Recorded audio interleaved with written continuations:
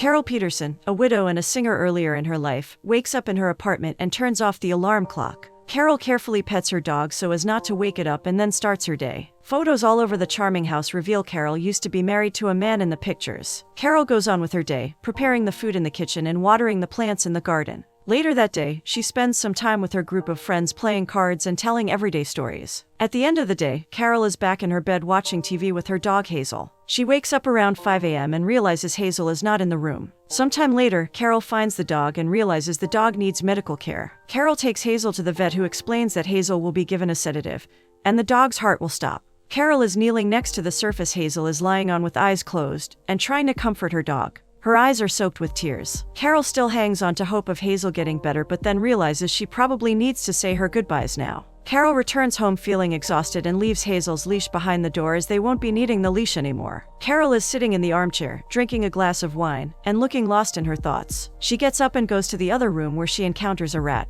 Carol, who is terrified of rat screams, leaves the house and locks it from the outside. She decides to sleep on the garden couch for the night. In the morning, Carol is woken up by a new maintenance guy, Lloyd, who is there to clean the pool. Lloyd is surprised to see anyone sleeping in the garden and is relieved to find out Carol is alive. Carol teases him about probably thinking she is lying lifeless on the couch due to her age. He says she doesn't look that old yet, and informs Carol that the guy who worked before him had some differences of opinion with the management, and that he is the new guy at work now. Lloyd is about to put back his headphones and focus on cleaning the pool, but then Carol asks him if he can do her a favor. After some time of searching for the rat in the house, Lloyd concludes it is probably gone. Carol explains she never even saw a mouse in the house. That is why she was so surprised by the sight of a rat. Lloyd excuses himself and says he needs to go back to work. He also adds that, if the rat comes back, he will be nearby. Once Lloyd is finished with his work, he knocks on Carol's door and waves, saying goodbye. Carol is slightly surprised by Lloyd's presence in her house. She continues her slow-paced life routine, waking up early in the morning, drinking her medicine and a glass of water, and going on with her day. A person in charge of dealing with the rat issues arrives and tells Carol that the whole city is swirling with them. He also comforts her, saying that what happened to her was probably an isolated incident.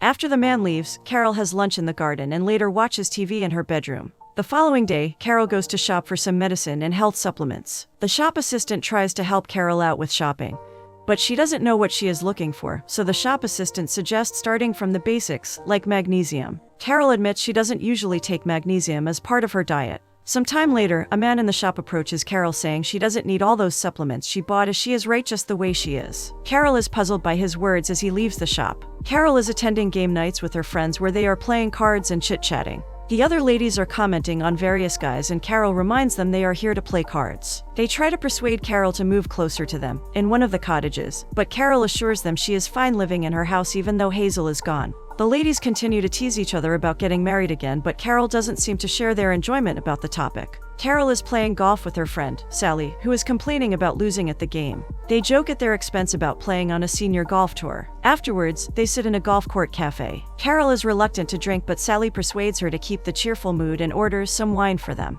There is a group of gentlemen sitting a few tables away from them, and Carol notices the same guy who approached her at the store while she was getting her medical supplies. He is smoking a Cuban cigarette and talking to his friends. Carol admits to Sally that she has seen this man before and he talked to her. Carol thinks he is very good looking and wants to go to their table and introduce the two of them. Carol feels awkward about the idea of meeting the man and tells Sally not to go there. Sally is surprised by her friend's reaction and suggests that Carol go with her to a speed dating event. She jokingly adds that the handsome guy could be there too and assures Carol that it's more of a socializing event than a dating one. Lloyd is back at Carol's house to let her know that the pool cleaner has been fixed. He asks her if he can use the bathroom, and upon his return to the main room, Lloyd sees a few photos on the cupboard. Carol sees him looking at the photos, and Lloyd apologizes and says he is being nosy. Carol doesn't mind Lloyd taking an interest in her life, and she asks him for a drink as she is just about to open another bottle of wine. Lloyd is reluctant to accept the invitation, saying he is on the clock and needs to get back to work soon. Carol finally persuades him to have one drink and Lloyd accepts. He is interested in learning more about the people in the photos, and Carol explains that one of them is her husband, who passed away, and the other one is John, the man who used to play the guitar in the band with her. Lloyd is surprised to learn Carol was a singer in the past, and she explains it was a long time ago in New York City. Lloyd reveals that he went to college to learn how to write poetry. He jokingly says that in the future, he will probably be writing a lot of poems about pools because these days he sees pools every day. Lloyd also says that he recently moved back to this area and is currently living with his mother. Before he goes, Lloyd asks Carol if she would like to go with him to a karaoke bar because he would love to listen to her sing. Carol agrees and they part. Carol goes to the speed dating event that Sally invited her some time before. She has never been to a speed dating event and doesn't know what to expect. At first, she is reluctant to stay there, but Sally reminds her that it was Carol who called her first. Carol defends herself, saying she was drunk and her decision-making skills were not as good. The woman who is leading the event explains the dating rules to the group and says the men are in the other room waiting for the event to start. Carol's first date is Carl, and neither of them can think of anything to say, and they are both awkwardly waiting for the time to pass. During the event, Carol meets other unusual men who talk about their peculiarities and what they want in a relationship. As Carol and Sally leave the event, they discuss their experiences at speed dating, and Carol thinks the event was awful, and she did not enjoy it much. As she is going back to her car, the man she met at the store and later at the golf club appears in a car and asks her on a date. Carol immediately accepts his invitation, and she is ready to go on a date right now as she is hungry. It becomes clear she didn't enjoy the speed dating process because she developed a crush on the man she kept running into. He tells her his name is Bill and asks for Carol's number. They can't find any papers, so Carol says the number aloud and Bill promises to remember it. He soon drives away in his car, leaving Carol puzzled by what just happened. Carol tries to call Lloyd, but he is not at home. She leaves a message for him and Lloyd soon calls her back. Carol asks if he knows of any karaoke night nearby, and Lloyd says he is certain to find a place, and they agree to go out and try their luck at singing. Carol is surprised to see there aren't many people in the bar even though it is happy hour, and Lloyd explains that nowadays people go out later, around 10 or 11 in the evening. Carol is enjoying her appletini so much that she asks the waiter for the name of the drink and writes it down. Lloyd is the first one to sing on the stage, and he chooses to sing the same song he sings every time at a karaoke. Carol realizes that the bar is getting more crowded, and she gets a bit nervous. She goes on the stage and blows away the audience with a sappy verse. Lloyd is enchanted that he got to listen to Carol sing. Carol is now ready to go back home, and, as they are driving, Lloyd asks why she stopped singing. Carol explains that she can't remember. One day she woke up and was no longer singing. She asks Lloyd if he wants to come in for a cup of coffee, and adds that she really means a cup of coffee. They end up talking about plans, family, Carol's husband and daughter, and Lloyd's mother who has been having some health issues. At some point, they switch the topic to the meaning of life, and how everyone is looking for that one feeling when you are in the here and now, and everything else disappears. Lloyd compares the feeling to a moment when Carol was singing in the karaoke bar. Carol jokes and says that the moment everyone is looking for his demise. Lloyd thinks that the joke is much more bizarre than funny, and Carol teases him, saying that he can't really understand what she meant since he is very young. Lloyd falls asleep on Carol's couch and is woken up early in the morning by Carol. She makes him a cup of coffee and says he now needs to leave and she needs to focus on her daily obligations. Lloyd feels confused that he fell asleep in Carol's home. On his way to the car, he is greeted by one of Carol's friends, who is very surprised to see him walking out of Carol's home at such an early time of the day. Rona knocks on Carol's door and she asks her in for a cup of tea. As she is closing the door behind Rona, Carol is looking around to check if Lloyd has managed to leave her house without Rona spotting him. A few minutes after her arrival, Rona curiously asks Carol who the guy is. Carol gently tells her it is none of her business, but Rona keeps teasing her and saying she put 2 + 2 together and realized that her friend is a cougar. After the meeting with Rona, Carol checks the voicemail on her phone and finds 2 messages. One from her daughter saying she has some extra airline miles and might be coming for a visit soon, and another message from Bill, who did remember her phone number after all, and who is asking her out on a date. He tells her to meet him at the golf club in a few hours. Carol gets ready and meets Bill at the arranged location. She is feeling a bit awkward and says she didn't know whether she needed to bring golf clubs. Bill mysteriously tells her that they won't be playing golf and his car is waiting close by. He takes her to a yacht he recently bought. The boat is named after one of Miles Davis' songs and Carol recognizes the reference right away. Bill is teasing Carol, hoping she will not get sick on the boat.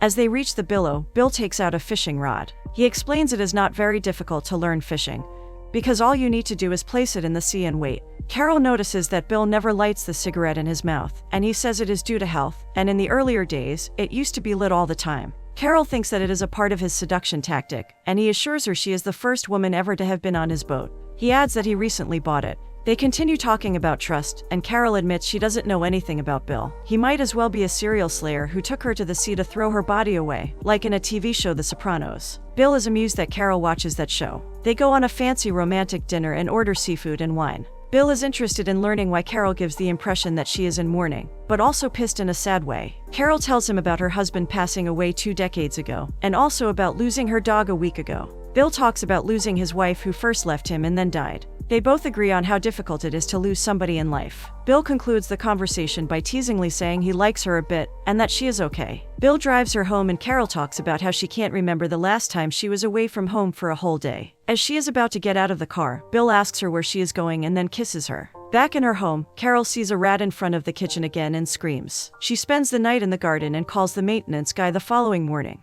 He explains there are no traces of a rat. It could be living in the walls, so he set up a few more traps. Carol is again at her friend's place, playing cards and drinking with Rona, Georgina, and Sally at a retirement village. She seems distracted, so her friends ask her what is going on. Rona says that she knows exactly what is going on, and Carol gently reminds her she doesn't. Carol wants to know if one of her friends still has medical marijuana somewhere, and eventually they find the device and end up inhaling the smoke and getting mildly stoned. Rona and Georgina are in the living room listening to music and talking about various sounds they are hearing, such as a small dog barking. Sally is silently observing the scene in front of her, and Carol is in the kitchen pouring another drink and looking around. Georgina realizes the sound she was hearing was coming from the smoke detector and takes it off the wall. The ladies then realize they are hungry and decide to go shopping for snacks. They fill the cart with candies of various tastes as the shop clerk is packing their stuff and asking them if they are having a party. On their way back to the retirement village, they end up getting stopped by the policeman, who turns the car around once he sees them walking on the street. They tell him they are only old ladies trying to get home from shopping and the street is not very pedestrian friendly. Finally, the policeman asks them if they plan to return the cart, and Carol thinks of the name Alphonse, saying he is the manager who personally allowed them to borrow the cart. Afterward, the ladies laugh about the incident and how they were able to get away. Once Carol arrives home, she finds 3 voice messages. One from her daughter Kath, who is waiting to hear back from her mother before she arrives on Tuesday, and 2 more messages from Bill suggesting they meet again. Carol is dressed up and waiting for Bill, and he appears at her door carrying flowers. He teases her that the flowers are not for her, but he is simply carrying flowers with him these days. Carol thanks him and puts the flowers in the vase, and as they are about to walk out of the house, they run into Rona, who is again seeing Carol on a hot date night. Carol introduces them to each other and Bill asks if Carol and Rona have plans for the night. Rona explains that she wanted to check if Carol was up for a walk around the neighborhood, but she would reschedule her invite as Carol clearly has more exciting plans for the night. Carol and Bill have a lovely dinner at his boat and enjoy each other's company. He drives her back to her house and asks if they are going to be doing more of these dates and getting to know each other more. They end up spending the night together and both admit they haven't slept with other people for a while. Bill is curious to know what Carol's husband's profession was. She is reluctant to talk about her past at first, but then she tells him he was a lawyer. In the morning, they have breakfast together for the first time, and Bill surprises Carol by asking if she ever considered getting remarried. She doesn't know how to answer his question and tells him she was already married once. As they are talking, someone knocks on the door. Carol is surprised by anyone coming to her house this early in the morning. It turns out to be Lloyd, who tells Carol that he quit his job due to differences of opinion with his managers. He tells her that there's another job opening as a pool cleaner. Bill appears at the door and asks if Lloyd would like to have breakfast with them. Lloyd explains he only wanted to say goodbye to Carol. As they are getting dressed, Bill asks when he might be able to see Carol again. She tells him that her daughter is coming to town and she needs to spend some time with her. Bill says he would be happy to meet her, but Carol thinks everything is going so fast between them and she would rather take it more slowly. Bill says that he understands and kisses her. Carol's daughter, Catherine, arrives from the airport. The mother and daughter go for lunch, and Kath very soon notices something is different with her mother. Kath is worried because Carol answered her phone only a day before her arrival, and she was about to cancel the flight. Carol finally admits that she is seeing someone. Kath is excited to hear her mother is dating again, for the first time after the marriage with her father, and she realizes Carol likes this man. Once they arrive back home, Carol checks her messages as usual. There are 2 urgent messages from one of her friends saying to call her back as soon as possible. The messages are regarding Bill. Carol calls and finds out Bill is in the hospital. She and Kath go there straight away, but the visits are closed down at the moment for anyone except family members. The girl working at the checkout promises to give them a call once she finds out what happened to Bill. Carol and Kath are waiting for a call at home, and the phone soon rings. Carol is disturbed by what she hears. Then, she and her daughter hug. Carol spends some time in her garden by herself. Kath asks her if she is up for a talk, but Carol tells her there are a few boxes with Kath's things that she should go through before she leaves again. Kath shows her old pictures of the 2 of them and Carol's husband, all happy and smiling. Carol said she didn't know at that time that her husband would perish in a car crash and she would spend her old age alone. Kath reminds her of all the things she had in her life, such as her singing and teaching career, her family, and Kath. Carol notices that everything she listed was something she had in the past but no longer has, and Kath reminds her that she is still there with her. In the following days, Carol spends her days doing her daily routine. She decides to go to the karaoke bar she once visited with Lloyd. At first she orders appletini, but she then changes her mind and orders the first drink she and Lloyd had together, a Modelo. The bartender tells her that they only have a karaoke night once a week, and Carol looks a bit disappointed. She thanks the bartender and smiles. Lloyd comes by Carol's front door. He is wearing a uniform as the new pool company has a strict dress code, and Carol tells him she likes a man in a uniform. Lloyd apologizes for arriving unannounced the other day, and Carol tells him there is nothing to apologize for. As they enter the house, Carol notices the rat that she has been unable to catch for the last couple of weeks. Lloyd finally catches it and puts it under the glass bowl. Carol tells Lloyd how her friend from the other day perished, and Lloyd is saddened to hear that. He tells her about the song he wrote, and Carol insists that he sings it for her. He warns her not to have high expectations, and she finds him a small guitar so he can play the song along with singing. The song is called I'll See You in My Dreams, and Carol gets lost in her thoughts listening to it and thanks him for everything. Lloyd says he is happy he was around, and the two of them hug. Carol is again at the retirement village, with her friends, playing cards and talking about all sorts of topics. One of her girlfriends suggests going on a cruise trip, like to Iceland or somewhere. The ladies' first reaction is reluctance since they are afraid of seasickness and other misfortunes. One of them asks Carol if Bill had a boat, and she confirms he did. She recalls that the name of the boat was So What. The ladies continue talking about Bill and what happened to him. Carol says he didn't have any family, but, according to his funeral, he had a lot of friends. Carol has no idea what happened to his boat and his stuff, but she did ask Bill's lawyer if she could keep one of his things. Carol remembers Bill's attitude and love for life. She remembers her upcoming meeting with her daughter in New York, and she decides to go on the trip the ladies were talking about earlier. Carol finds one of Bill's fancy cigarettes in her home next to the ashes of her beloved dog Hazel, and decides to go to a dog shelter to adopt Beanie, a senior dog who was waiting for Carol to show up in her life, as if making a vow to herself never to close down her heart to love.